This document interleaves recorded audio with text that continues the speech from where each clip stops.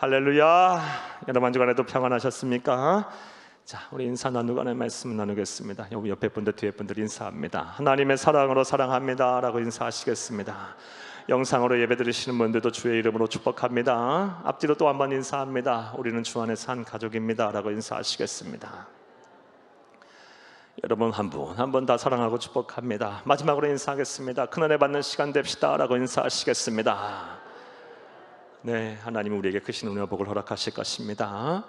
오늘 본문 말씀을 가지고 창세기 82번째 시간으로 수수방관하며 내버려 두지 않으시는 하나님이란 제목으로 함께 은혜를 나누겠습니다. 함께 우리 제목을 따라 하시겠습니다. 수수방관하며 내버려 두지 않으시는 하나님. 한 번 더 따라합니다. 수수방관하며 내버려 두지 않으시는 하나님. 네, 감사합니다. 먼저 지난 시간에 대한 내용을 간단하게 우리 다시 한번 생각을 하고 짚어보고 오늘 말씀을 우리 함께 살펴보며 나누겠습니다. 우리 지난 시간에 이 감옥에 갇혀 있는 요셉을 향해서 하나님께서 섭리하시는 내용을 통해 우리가 은혜를 나눴습니다. 내용인즉슨 하나님께서 이 요셉에게 주신 꿈을 이루시기 위해서 일하셨습니다. 요셉에게 주신 꿈이 무엇입니까? 그와 그의 가족들, 그리고 그의 민족, 그리고 고대 근동의 많은 사람들을 구원할 구원자가 되는 것이 바로 하나님께서 요셉에게 주신 꿈입니다. 이 꿈을 이루어 주시기 위해서 하나님께서는 섭리하셨습니다. 즉 이 꿈을 이루는 데 있어서 아주 결정적인 역할을 할 이집트의 왕 바로를 직접 만날 수 있게 해줄 수 있는 이 왕의 가장 측근인 두 사람, 술 맡은 관원장과 떡 맡은 관원장을 요셉이 지금 갇혀 있는 감옥에 수감되게 하셨습니다. 이 두 사람이 요셉이 갇혀 있는 감옥에 왔어요. 이것이 바로 하나님께서 요셉을 향한 섭리였어요. 그리고 이 술 맡은 관원장과 이 떡 맡은 관원장, 왕의 가장 측근이라고 할 수 있는 이 두 사람이 한날 한시에 이제 꿈을 꾸었는데 그 꿈을 이제 요셉이 하나님이 주신 지혜를 가지고 아주 해몽을 잘 합니다. 그리고 그 꿈의 해몽대로 한 사람은 사흘 만에 죽었고 이 술 맡은 관원장은 다시 사흘 만에 복직이 됩니다. 이 요셉은 이 술 맡은 관원장, 사흘 만에 복직이 될 이 술 맡은 관원장의 꿈을 이제 해몽해 주면서 요셉은 이 술 맡은 관원장에게 자신의 신변을 부탁을 합니다. 한 번도 성경에는 이전에 그런 말씀이 기록되지 않는데 처음으로 비로소 하나님의 때인 줄 알고 요셉은 술 맡은 관원장에게 복직이 되면 나의 억울함을 풀어달라라고 이렇게 요청을 합니다. 자, 그렇게 해서 이제 술 맡은 관원장이 사흘 만에 복직이 됐는데 그는 요셉을 잊었습니다. 이처럼 사람은 받은 은혜를 잊곤 살아요. 잊기 마련이에요. 그리고 아주 철석같이 믿었던 그 사람이라 할지라도 쉽게 약속을 잊어버리고 어기는 것을 우리는 종종 보게 됩니다.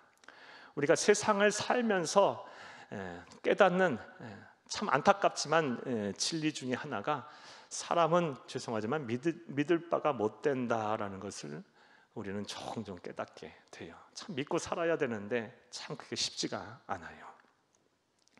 이에 반해서 하나님은 어떠하십니까? 하나님은 사람은 잊을지라도 하나님은 우리를 잊지 아니하시는 분이십니다. 성경에서 어떤 말씀하셨어요? 젖먹이는 이 어머니가 젖을 먹이는 자녀를 딸들을 잊겠습니까? 못 잊겠죠. 하지만 이 젖먹이는 엄마가 이 자녀를 잊을지라도 설령 그런 일이 있을지라도 나 하나님은 너희를 잊지 않겠다라고 우리에게 말씀을 하셨어요. 심지어 우리 하나님께서 당신의 손바닥에 우리를 새겨가면서 우리를 잊지 않겠다라고 말씀을 하셨습니다. 사랑하는 여러분, 그러니 우리는 누구를 의지하며 살아야 되겠습니까? 자꾸 변하는 사람을 의지하며 살아야 되겠습니까? 아니면 영원 불변 변하지 아니하시고 우리를 잊지 아니하시는 하나님을 의지하고 살아야 되겠습니까? 사랑하는 여러분, 하나님만을 바라보며 하나님을 잘 섬기며 그에게 여러분의 삶을 이렇게 의탁하고 맡기는 삶을 사시는 여러분들이 다 되기를 간절히 주의 이름으로 축복합니다. 지난 시간에 우리 내용이었어요. 그리고 오늘은 이제 요셉이 이 감옥에 갇혀 있고 이 지난 시간 술 맡은 관원장이 복직이 된 이후 2년이라는 시간이 지난 이후에 일어난 이제 사건에 대한 기록입니다. 그러니까 이제 요셉의 나이로 따져보면 이제 30살이 된 거죠.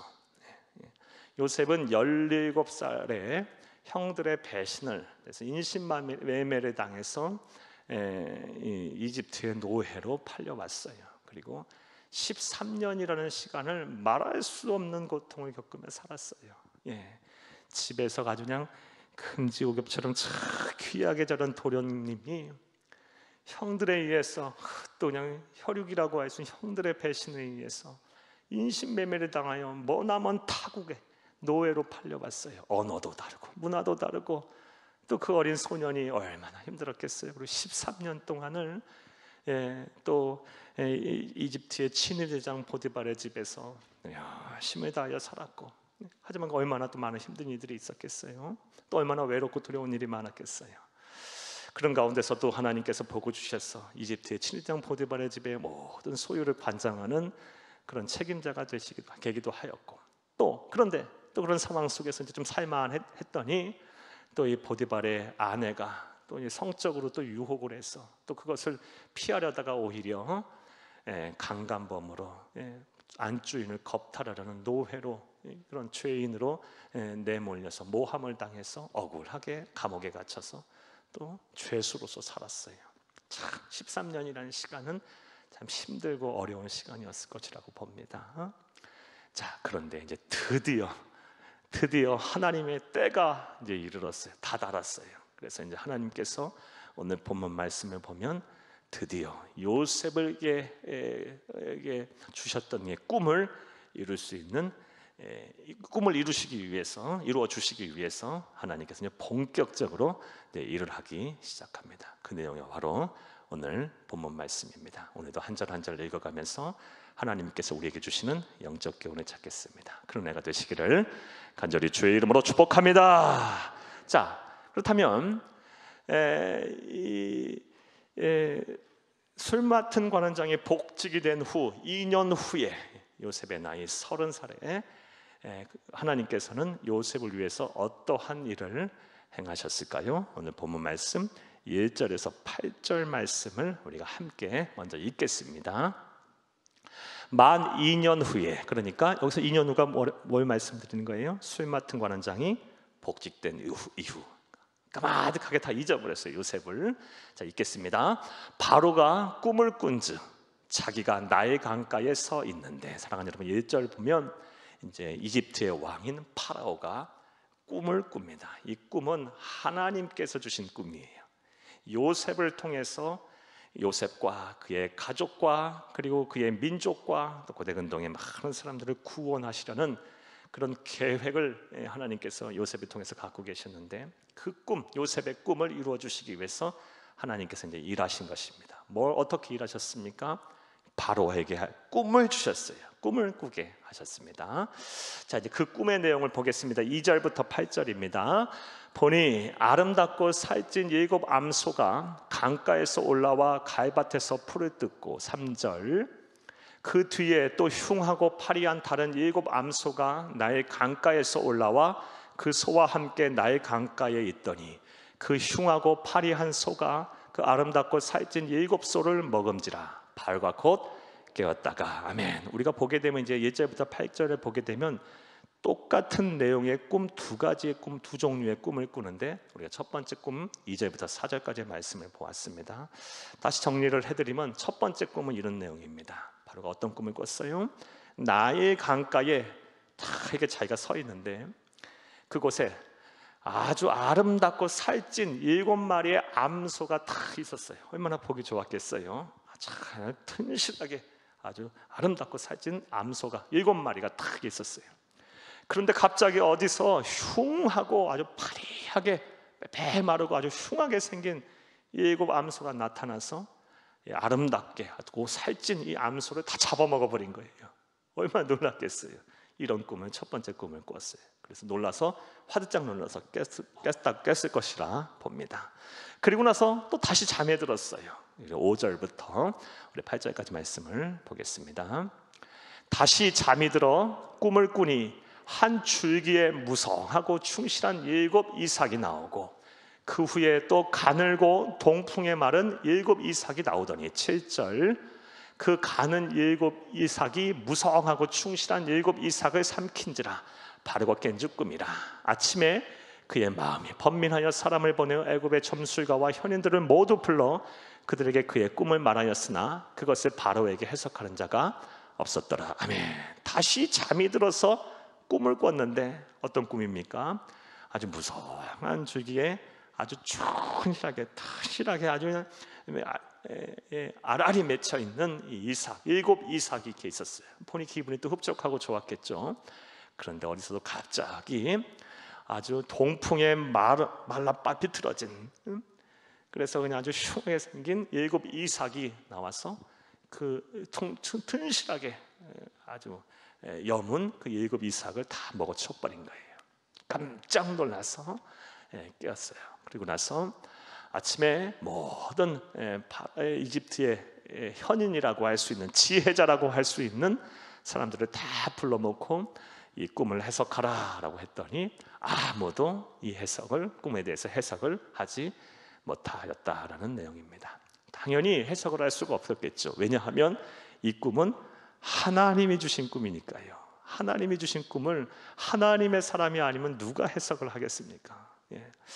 따라서 우리가 이 세상 사는 동안 우리 하나님의 백성, 하나님의 자녀들은 어디 가서 막 점을 보러 다니거나 뭐 예언을 받기도 하고 뭐 받으러 다니거나 막 이래서는 안 돼요. 함부로 그래서는 안 돼요. 절대 그렇게 해서는 안 돼요. 하나님의 백성, 하나님의 사람들은 기도하면서 성령 하나님의 뜻에 따라 우리 하나님이 주신 지혜를 가지고 우리에게 주신 꿈이든 어떤 상황이든 어떤 형편이든 이런 것들을 잘 이렇게 분별하며 해석을 해야지, 하나님의 말씀 안에서 함부로 미신을 쫓고 그리고 함부로 점을 보고 다니며 이런 일을 행해서는 안 됩니다.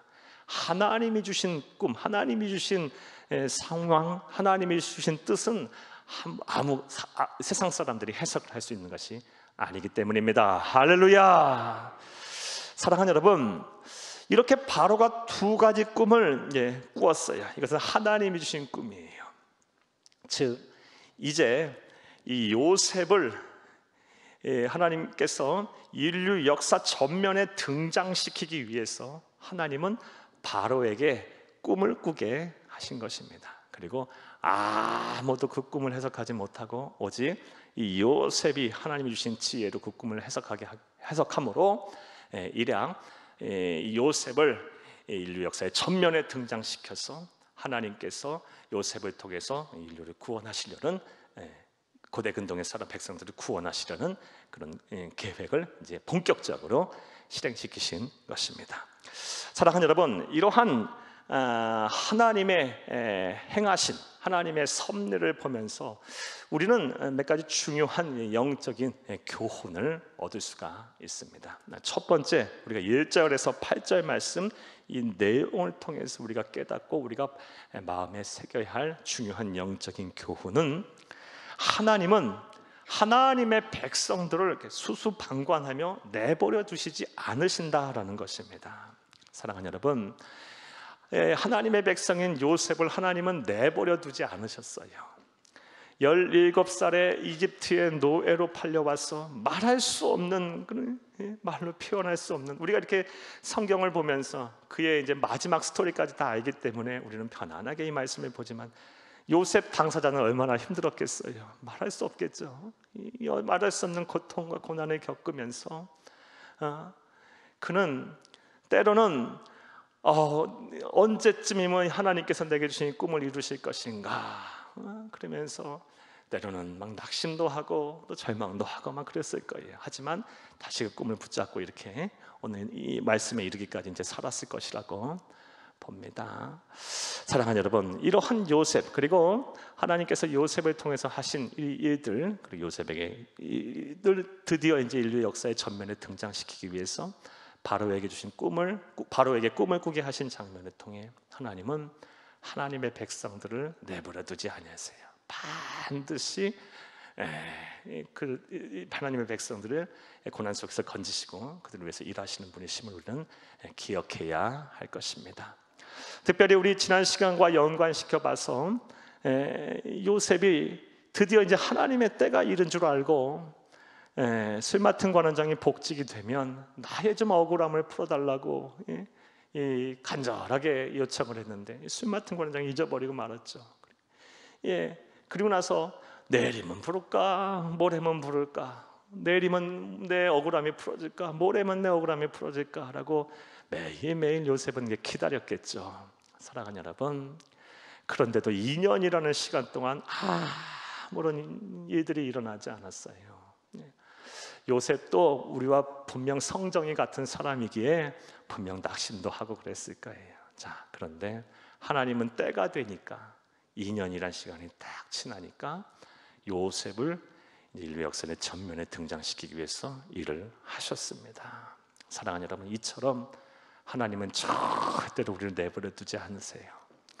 여러분 가운데는, 말씀을 들으시는 여러분 가운데는 기도 제목을 붙잡고 하나님 앞에 기도하는 그 기도 제목을 붙잡고 1년, 2년, 3년, 4년, 5년, 6년, 아니 10년, 20년 기도 평생을 기도하시는 분들도 분명 계실 거예요.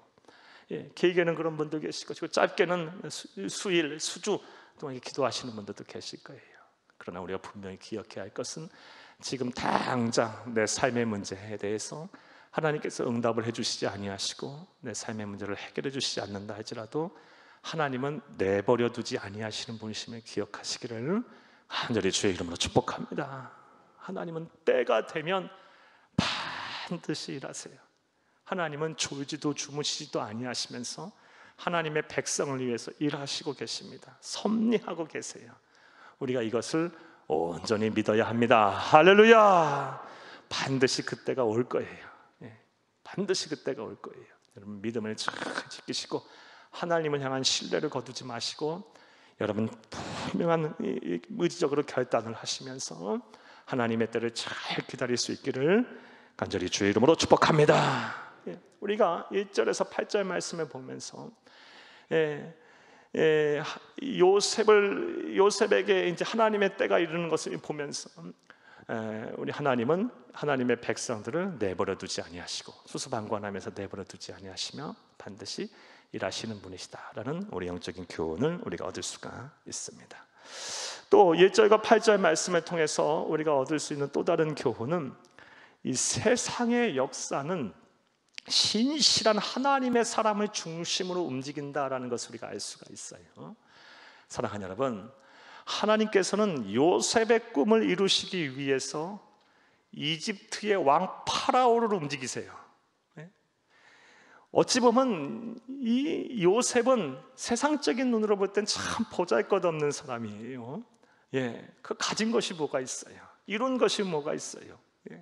세상 사람들이 볼 땐 그 사람은 실패자예요. 낙오자예요. 어느 하나 기억하지 않을 사람이에요. 이집트의 노예로 팔려온 그것도 타민족 이집트인들이 아주 당시 경시했던 히브리 민족이었고 그는 또 아주 죄질이 나빠요. 세상 사람들은 그가 받은 죄목이 나빠요. 뭐예요? 안주인을 겁탈하려는 성폭행범이에요. 그런 상황에 몰려있는 사람. 세상적인 눈으로 볼 때는 참 누구 하나 인정을 받을 만한 그 사람이 아니에요.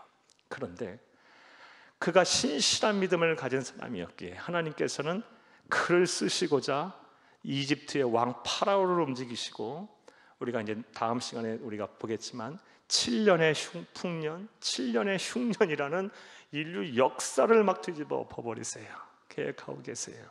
사랑하는 여러분, 이처럼 하나님께서는 신실한 사람, 신실한 믿음의 백성, 하나님의 백성을 위해서 하나님께서는 세상의 역사를 움직이세요.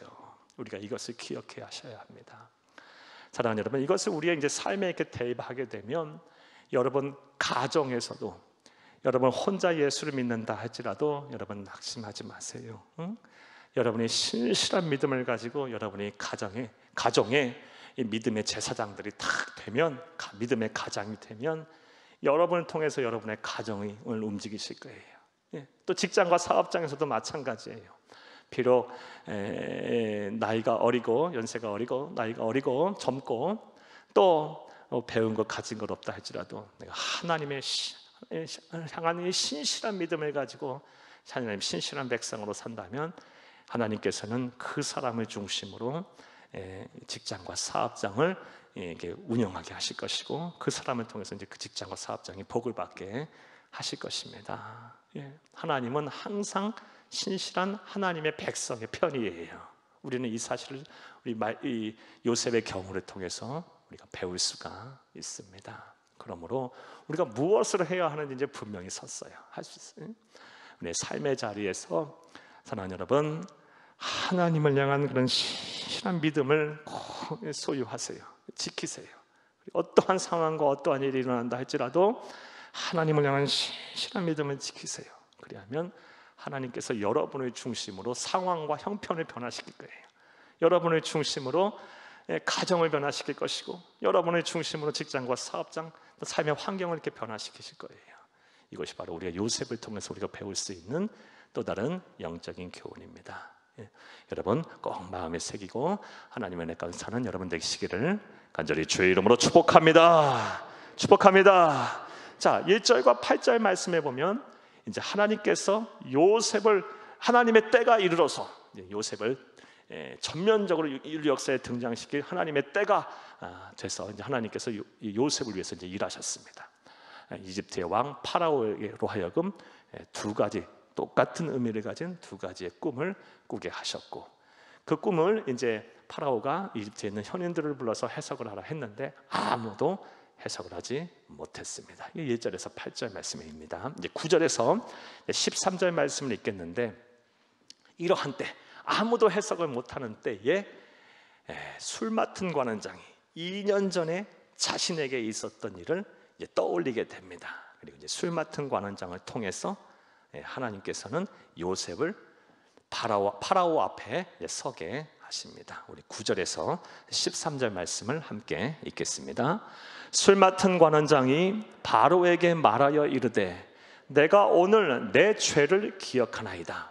바로께서 종들에게 노하사 나와 떡 굽는 관원장을 친위대장의 집에 가두셨을 때에 11절 나와 그가 하룻밤에 꿈을 꾼즉 각기 뜻이 있는 꿈이라.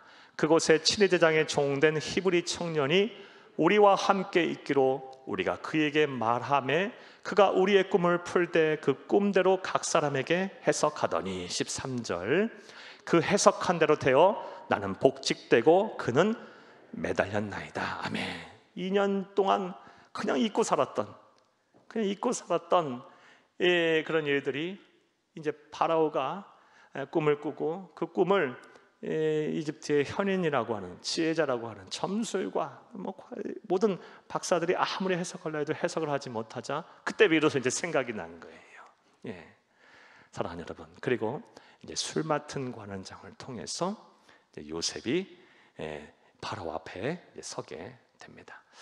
우리가 이러한 술 맡은 관원장의 모습을 보면서 비록 술 맡은 관원장이 하나님을 경외하는 백성은 아니지만 술 맡은 관원장을 통해서 우리가 배워야 할 교훈이 하나 또 있습니다. 하나님의 백성들, 특별히 이 하나님께 은혜를 받은 우리들이 이 세상을 살면서 세상 사람들에게 어떠한 태도를 보이면서 또 살아야 할지에 대한 말씀을 우리가 술 맡은 관원장의 모습을 통해서 우리가 알 수가 있습니다. 사랑하는 여러분, 이게 무슨 얘기냐? 술 맡은 관원장을 통해서 하나님께서는 그를 통로로 하여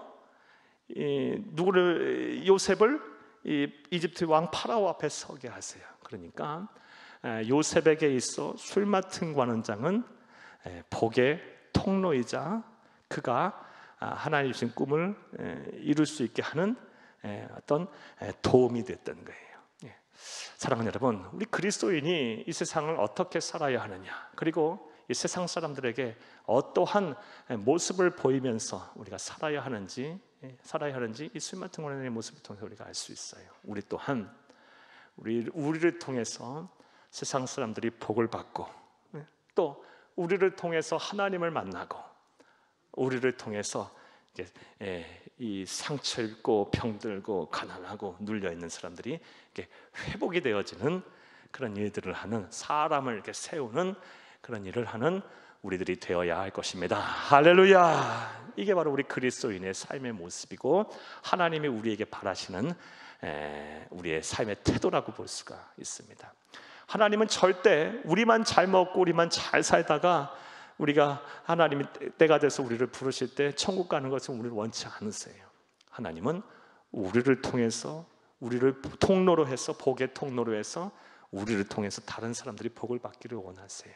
그리고 우리를 통해서 하나님을 만나기를 원하시고, 우리를 통해서 하나님을 알기를 원하세요. 하나님을 믿게 하기를 원하세요. 성경에 보면 이렇게 복의 통로가 돼서 이 다른 사람들을 복을 받게 한 사람들이 참 많이 나옵니다. 우리가 본받고 따라야 될 믿음의 선배들, 믿음의 위인들이 참 많이 나옵니다. 그 중에 몇 사람 여러분에게 소개하면, 먼저 예수님의 12제자 중에 안드레입니다. 이 안드레에 대한 이 기사는 성경에 참 많이 나오지 않아요. 그가 예수를 믿은 제자 중에서 아주 빠른 시기에 예수를 믿은 제자임에도 불구하고 안드레에 대한 기사는 거의 없어요. 그런데 안드레가 있었기 때문에 예수님의 수제자라 할 수 있는 베드로가 있었어요. 베드로가 예수를 믿는 결정적인 계기, 예수님의 제자가 되는 결정적인 계기를 한 사람이 바로 안드레입니다. 우리 말씀 한번 보겠습니다. 요한복음 1장 40절에서 42절 말씀입니다. 함께 읽겠습니다. 요한의 말을 듣고 예수를 따르는 두 사람 중에 하나는 시몬 베드로의 형제 안드레라. 여기서 요한은 세례 요한을 말합니다.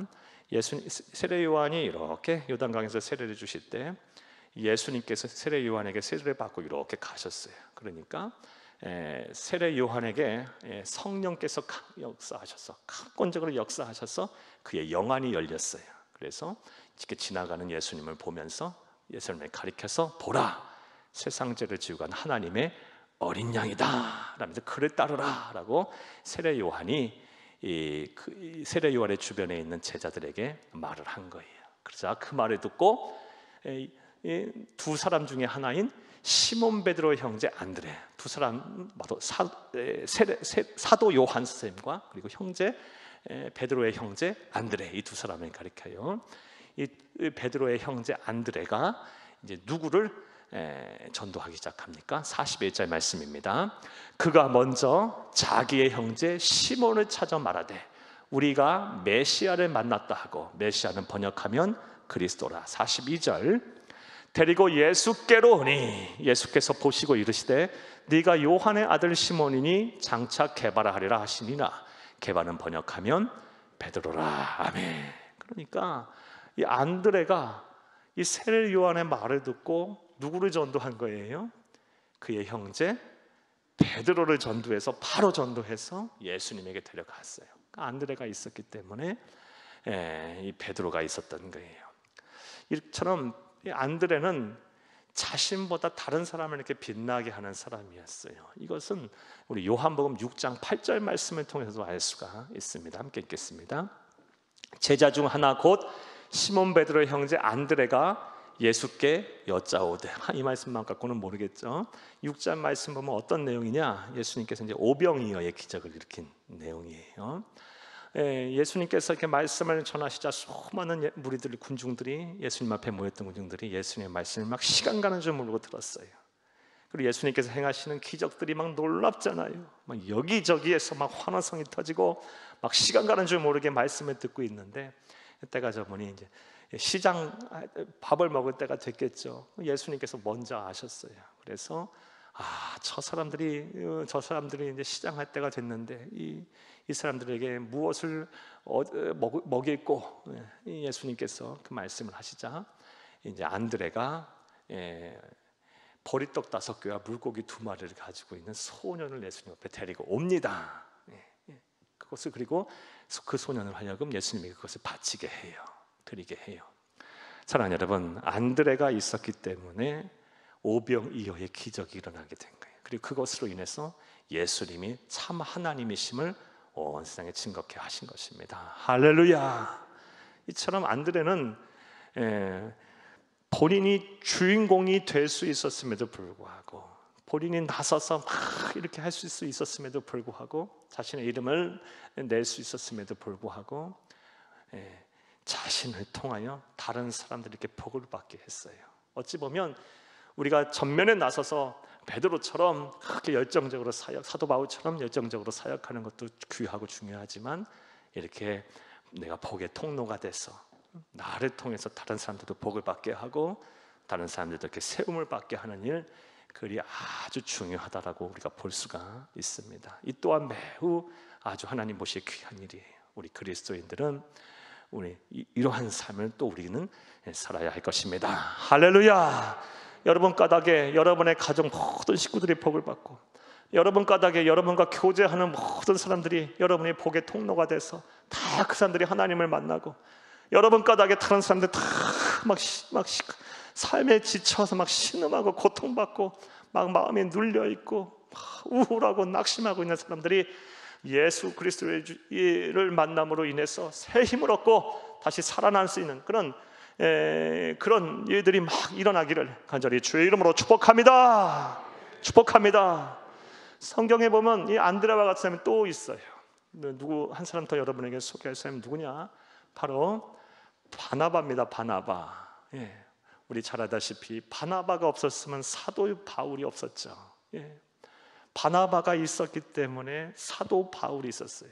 바나바가 복의 통로가 돼서 이 사도 바울을 다시 일으켜 세웠기 때문에 사도 바울이 그렇게 땅끝까지로 복음을 전하는 사도가 될 수 있었습니다. 우리 말씀해 보겠습니다. 우리 사도행전 9장 26절에서 27절 말씀입니다. 사울이 예루살렘에 가서 제자들을 사귀고자 하나 다 두려워하여 그가 제자됨을 믿지 아니하니. 아멘. 27절. 바나바가 데리고 사도들에게 가서 그가 길에서 어떻게 주를 보았는지와 주께서 그에게 말씀하신 일과 다메섹에서 그가 어떻게 예수의 이름으로 담대히 말하였는지를 전하니라. 아멘. 사랑하는 여러분, 이게 무슨 말씀이냐? 사도행전 9장 말씀을 보게 되면 이제 극적으로 사도 바울이 다메섹으로 가는 길에서 예수를 만납니다. 예수를 만나요. 그리고 이제 회심을 합니다.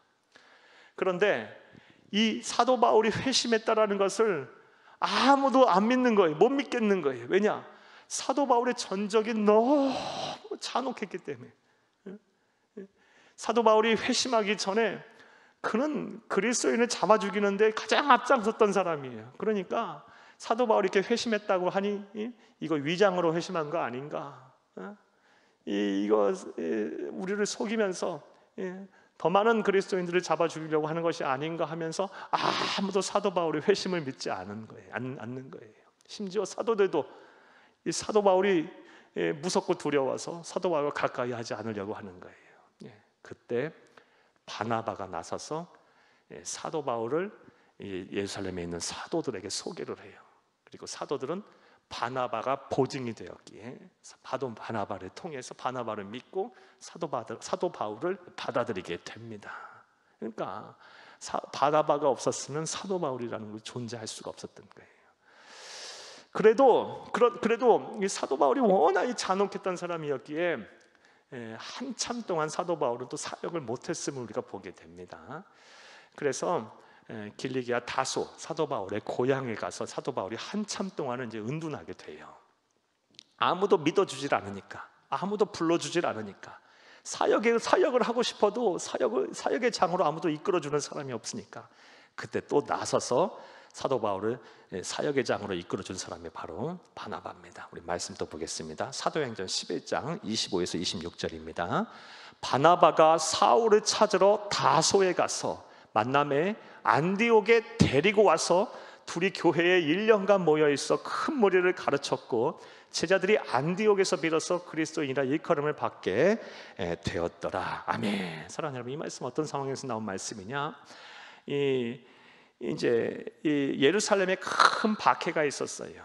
그래서 사도 야고보가 이제 순교를 하고 헤로드 왕에 의해서 예루살렘의 교회가 큰 박해를 인해서 더 이상 예루살렘에서 그리스도인들이 신앙생활할 수 없게 되자 예루살렘에 있던 성도들이 다 이렇게 막 전 세계로 이렇게 흩어지게 됐어요. 북으로 흩어져서 안디옥이라는 곳에 모여서 교회를 세웠어요. 그들이 흩어진 교들이, 박해를 피해서 모인 성도들이.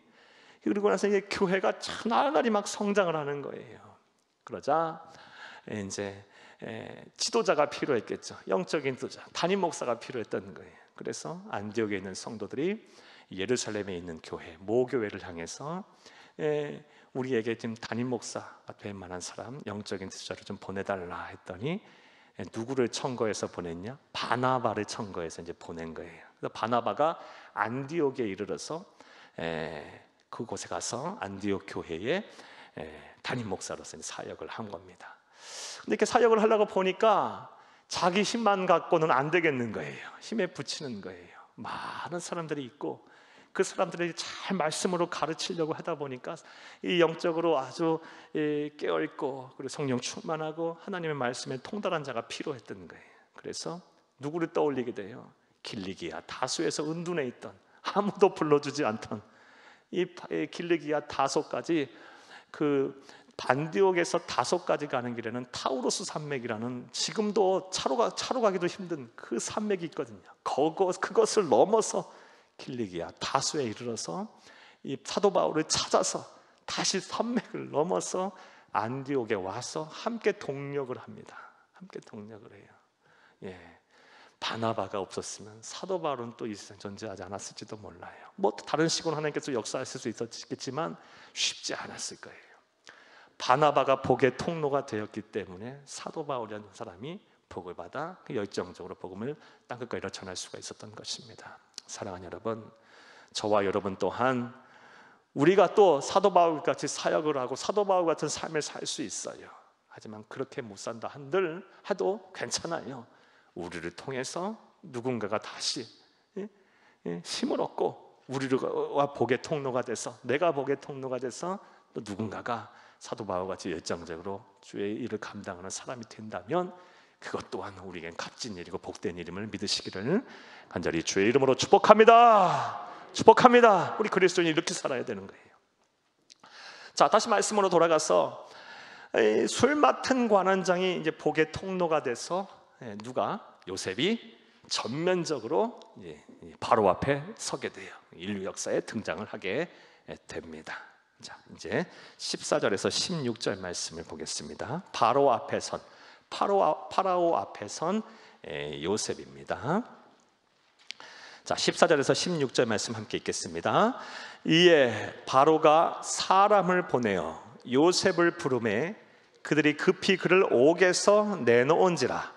요셉이 곧 수염을 깎고 그의 옷을 갈아입고 바로에게 들어가니 바로가 요셉에게 이르되 내가 한 꿈을 꾸었으나 그것을 해석하는 자가 없더니 들은즉 너는 꿈을 들으면 능히 푼다 하더라.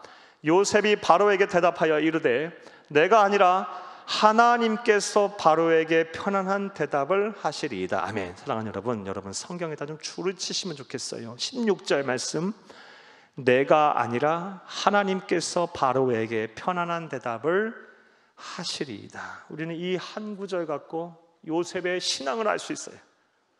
요셉의 신앙의 전부를 알 수 있어요. 참, 이 한 말씀 갖고도요. 사랑하는 여러분, 먼저 우리가 이런 생각을 해보게 돼요. 세상 사람들은요, 하나님을 알지 못하는 세상 사람들은 이 세상을 살다 보면 이 천하 우주 만물을 주관하시고 운행하시고 다스리시는 분은 하나님이시잖아요.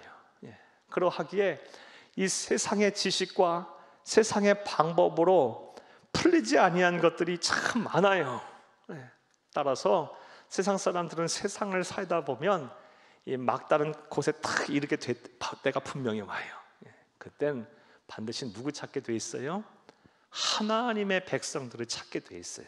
특별히 신실한 하나님의 백성들을 찾게 돼 있어요. 여러분들 가운데도 그런 경험을 하신 분들이 많을 거예요. 예수를 안 믿는 여러분의 친구나 여러분의 이웃이나 여러분의 동료나 여러분의 가족 가운데 갑자기 막 생각하지도 않은 고난이 막 찾아왔어요. 막 갑자기 암에 걸려. 그리고 막 생사를 오가요. 또 갑자기 막 사업이 어려워졌어요. 가정에 불화가 생겼어요. 그럴 때 평소 교류도 안 하고 그렇게 친하게 또 지내지 않았던 그런 사람들이 여러분을 찾아서 여러분에게 기도를 부탁하고 여러분에게 막 상담을 요청하고 막 그런 일들이 많이 있을 거예요. 사랑하는 여러분, 세상 사람들은 하나님과 함께 하지 않는 사람들은 힘들고 어려운 일이 생기고 삶의 고난에 부닥치게 되면 이처럼 신실한 하나님을 찾게 되어 있다는 사실을 우리는 기억하세요. 따라서 우리가 지금 예수를 믿는다는 것에 대해서 큰 자부심을 갖고 좀 살았으면 좋겠어요. 그리고 좀 확신을 갖고 살았으면 좋겠어요. 우리가 믿는 예수는 돈으로 살 수 없는, 값으로 매길 수 없는 귀하고 귀한 예수예요. 그 무엇과도 예수를 바꿀 수는 없어요. 사랑하는 여러분, 확신을 갖고 사세요. 여러분이 더 신실한 하나님의 백성이 되면 될수록 세상 사람들은 더 여러분을 향해 달려올 거예요.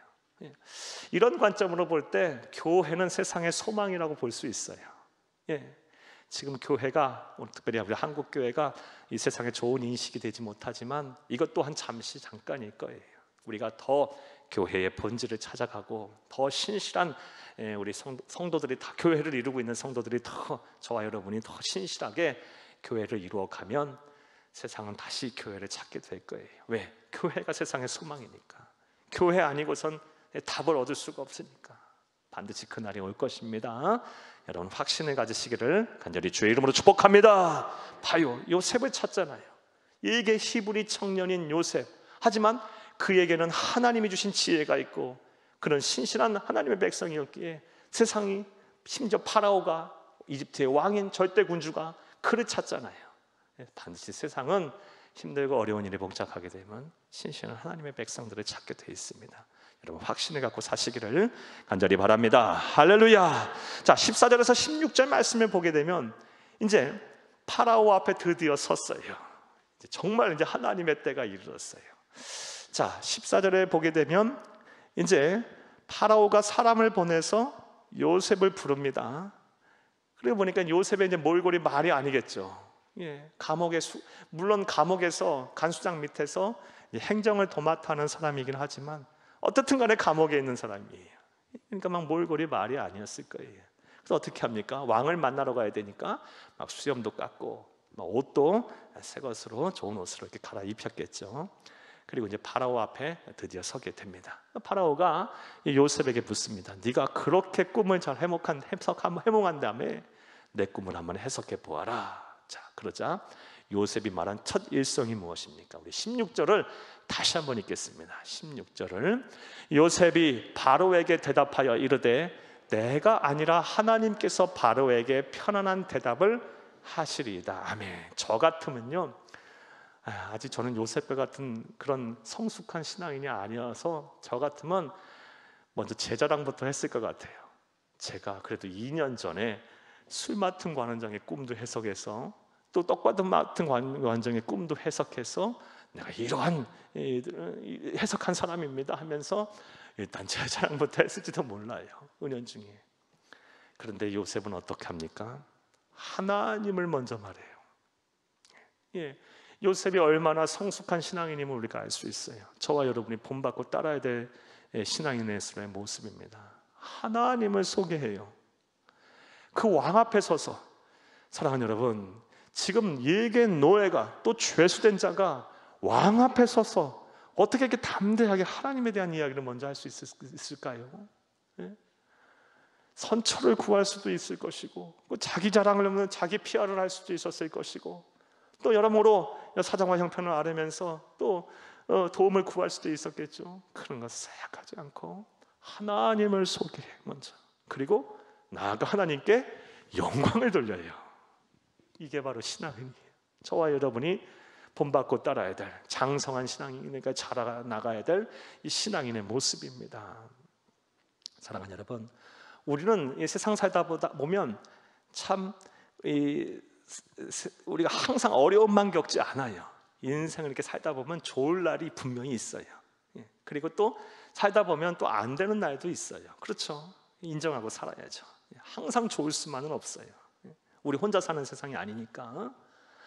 우리가 아무리 착하고 선하게 살아도 세상이 때로는 악하고 세상이 참 이렇게 어지러우면 우리가 아무리 착하고 선하게 살아도 그렇게 그것에 맞는 보상을 못 받고 살 때가 참 많아요. 요즘 같은 코로나 상황도 그렇죠. 우리의 뜻과 의지로 될 수가 없잖아요. 이런 날이 있어요. 그러니까 사람은 항상 좋을 수만 없고 또 항상 나쁘지도 않아요. 그런데 이 우리 그리스도인, 우리 사람 그리스도인뿐만 아니라 우리 모든 사람 대부분 그래요. 이게 우리가 잘 될 때는 어떻게 해요? 내가 잘해서, 내가 지혜로워서, 내가 능력이 있어서 잘 되는 줄 알아요. 사람들은 누구나 그래. 그리고 안 되면 막 자기 자신을 탓하기도 하지만 세상을 원망하고 세상을 탓하는 수도 많아요. 사랑하는 여러분, 그런데 사랑하는 여러분, 우리는 항상 잘 되든 못 되든 간에 우리 그리스도인들은 어떤 삶을 사슬을 갖고 살아야 합니까? 잘 되게 하셔도 이게 하나님의 뜻이고 하나님께서 함께 하신 것이고, 땡여 행여 잘 안 되게 하셔도 이 안에서 하나님의 뜻이 있는 거예요. 더 우리를 더 정금같이 단련시키고 훈련시키기 위해서 하나님께서 더 귀하게 쓰시라는 그런 하나님의 뜻이 있음을 알고 우리는 잘 돼도 잘 안 돼도 늘 하나님께 영광을 돌리는 삶을 살아야 할 것입니다. 할렐루야. 우리 요셉을 통해서 우리가 이것을 볼 수 있어요. 왕 앞에 섰는데 그의 일성은 하나님을 소개해요. 자, 그리고 하나님께 영광을 돌려요. 얼마나 참 우리가 본받고 따라야 될 장성한 신앙인의 모습입니까? 성숙한 그리스도인의 모습입니까? 특별히 우리가 조금 이 요셉의 이런 행동을 통해서 조금 우리 삶에 더 적용하면 우리의 일상을 살면서 우리가 행하는 모든 일들을 통해서 하나님의 영광이 드러나야겠죠. 그리고 우리의 삶을 통해서도 하나님의 영광이 드러나야 되지만 우리가 얼마나 천사같이 살아서 우리의 삶을 통해서 하나님의 영광이 나타나겠습니까? 우리의 삶뿐만이 아니라 우리가 입을 열어서 하나님을 소개하고 예수가 그리스도라는 복음을 전하는 삶을 늘 살아야 할 줄로 믿습니다. 디모데후서 4장 2절 말씀에 때를 얻든지 못 얻든지 뭐라 그랬습니까? 항상 너는 말씀을 전파하라. 때를 얻든지 못 얻든지 그리하라 라고 말씀을 하셨어요. 우리가 입을 열면 항상 하나님을 소개하고 또 예수가 그리스도이심을 온 세상을 향하여 복음을 전하는 삶을 살아야 할 것입니다. 또 우리 고린도전서 10장 31절 말씀에 보면 너희가 먹든지 마시든지 무엇을 하든지 하나님의 영광을 위하여 하라 라고 말씀을 하셨어요. 여러분, 잘 되든지 잘 안 되든지 간에 우리의 입술에는 늘 하나님을 향한 영광과 찬송과 감사의 열매가 주렁주렁 맺힐 수 있기를 간절히 주의 이름으로 축복합니다. 이 요셉의 모습을 통해서 우리는 진정한 신앙인의 모습을 봐요. 진정한 그리스도인의 모습을 보고 우리가 본받고 따라야 할 참된 성도의 모습을 보게 돼요. 하나님을 소개하고 그 영광을 돌려요. 참 대단합니다. 자, 그렇다면 어떻게 요셉은 이럴 수가 있었을까요? 여러분, 이게 우리의 이제 궁금증입니다. 어떻게 요셉은 이럴 수가 있었을까? 지난 13년간의 요셉의 삶을 보면 요셉이 과연 이럴 수 있을까? 우리라면 하나님을 원망해도 12번이나 더 원망했을 거예요. 하나님을 떠나도 12번이나 더 떠났을 거예요. 일단 야곱의 집에서, 아버지의 집에서 믿었던 형들에게 그런 배신을 당해서 여러분 가족에게 배신에 대해서 인신매매를 당했다고 한번 생각해봐요. 그런 형제들 용서할 수 있겠어요? 형제들 생각만 해도 막 치가 떨리겠죠. 그리고 그렇게 큰 상처를 준 이런 상황까지 내몰게 한 하나님을 과연 인정하고 하나님을 믿는 그 믿음을 유지하고 살 수 있겠어요? 이거 쉽지 않겠죠. 요셉은 우리와 같은 똑같은 성정을 가진 사람이에요. 초인이 아니에요. 똑같은 사람이에요. 우리가 그러한 상황에 처했댔다면 하나님을 저주하고 원망하고 떠나도 12번은 이미 더 떠났을 거예요. 그리고 이집트의 노예로 팔려와서도 얼마나 힘들었겠어요. 말씀 여러 차례 드렸듯이 여러분, 혼자 그 위치까지 가기 위해서 포디발의 집에 모든 소유를 관장하는 그런 위치까지 가기까지 요셉이 얼마나 또 노력을 했겠어요. 남모를 그런 눈과 땀을 얼마나 흘렸겠어요. 그러한 과정 속에서 과연 하나님을 온전히 믿고 신뢰하며 믿음 변치 않고 그 믿음을 유지할 수 있었다는 게 참 대단하다는 생각이 들어요. 예. 얼마나 많은 세상 유혹이 있었겠어요. 그리고 12번도 더 넘어질 만한 그런 유혹이 요셉 주변에 계속해서 앉아 있었을 거예요. 그런데도 그런 믿음을 탁 지키면서 변하지 않는 이런 모습을 보여주고 있어요. 어떻게 이것이 가능할까? 감옥에 가서 억울하게 그 수감 생활했다는 그 상황 속에서도 이게 어떻게 이런 믿음을 지키고 있었을 수 있었을까? 여러분 또 한번 생각해봐요. 여러분이 막 억울하게 모함을 당해서 그것도 누구 성폭행범으로 몰려서 여러분 또는 여러분의 자녀들이 막 그렇게 감옥에 수감됐다고 봐요. 그럼 여러분 살겠어요? 원통하고 분해서 살겠습니까? 이거 잠자겠어요? 잠은 제대로 자겠어요? 하루라도 편한 날이 있겠습니까? 또 그런 상황을 이렇게 조성하신 하나님을 정말 신뢰할 수 있겠어요? 끝까지? 참 쉬운 일이 아니에요. 그런데 요셉은 이것이 가능해요. 어떻게 이럴 수 있었을까? 사랑하는 여러분, 여러 가지 우리가 요셉이 어떻게 이럴 수 있을까에 대해서 여러 가지 상황을 통해서 우리가 유추해 볼 수 있는데, 결론은 그건 것 같아요. 요셉에게는 정말 하나님이 모든 인류의 역사를 주관하시며 자신의 모든 삶을 관장하고 다스리시는 그런 분이시라는 그런 믿음, 그런 확신이 분명히 있었기 때문에 그는 하나님 앞에 매달린 거예요. 하나님이 아니고서는 내 삶을 이끄시는 분이 없다라는 것을 그는 분명히 알았던 거예요. 세상 사람들은 하나님을 선택할래, 사람을 선택할래 그러면 보이지 않는 하나님보다 보이는 사람을 선택할 거예요. 그리고 하나님을 선택할래, 지금 당장 너희 앞에 보이는 물질을 선택할래 그러면 당장 내 손에 있는, 그래서 그것을 통해서 문제를 해결할 수 있는 물질을 선택할 거예요. 하지만 요셉에게는 어떠한 상황과 어떤 여건 속에서도 하나님이 나의 삶의 주인, 나의 생명의 주인이라는 믿음이 공고하게 박혀 있었기 때문에 그는 어떠한 상황에 처해서도 하나님을 떠나지 않았던 거예요.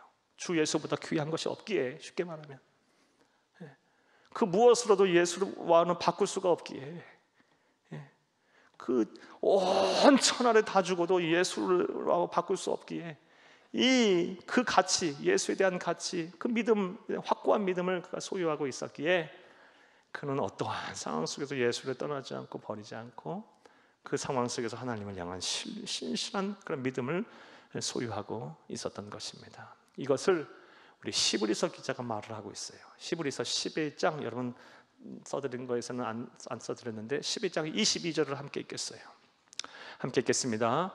믿음으로 요셉은 임종시에 이스라엘 자손들이 떠날 것을 말하고 자기 뼈를 위하여 명하였으니, 사랑하는 여러분, 죽는 날까지 그는 하나님의 은혜를 찾아가요.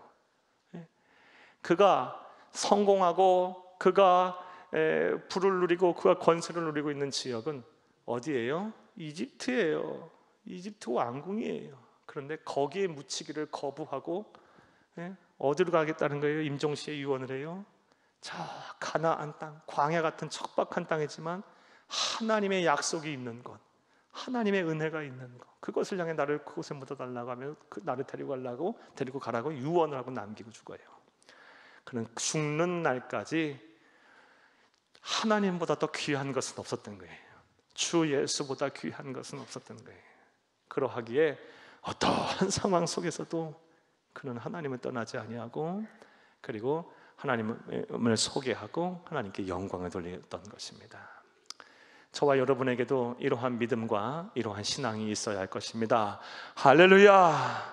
정말 세상은 잠시 왔다 잠시 갈 세상이에요. 그렇죠? 우리가 이것부터 우리가 분명히 알아야 돼요. 예, 이 세상에서 이 전부다라고 생각하는 사람은 참 어리석은 사람이에요. 세월은 막 무수히같이 빨리 흘러갈 것이고, 그리고 이 세상에서는 언젠가 때가 되면 세상의 삶은 다 끝날 것이고 하나님의 나라에 우리는 가게 될 거예요. 그러하기에 이 세상에 소망을 두지 마시고 영원토록 계시면서 우리의 삶과 우리의 살을 주관하시고 영원토록 우리와 동행하시고 함께 하실 그 하나님, 이 귀한 줄 알고, 그보다 귀한 것이 없음을 알고, 여러분 이 믿음을 가지고 여러분 주만 바라보며 사시는 여러분들이 다 되시기를 간절히 주의 이름으로 축복합니다. 축복합니다. 축복합니다. 자, 이 시간 우리 찬송 부르시면서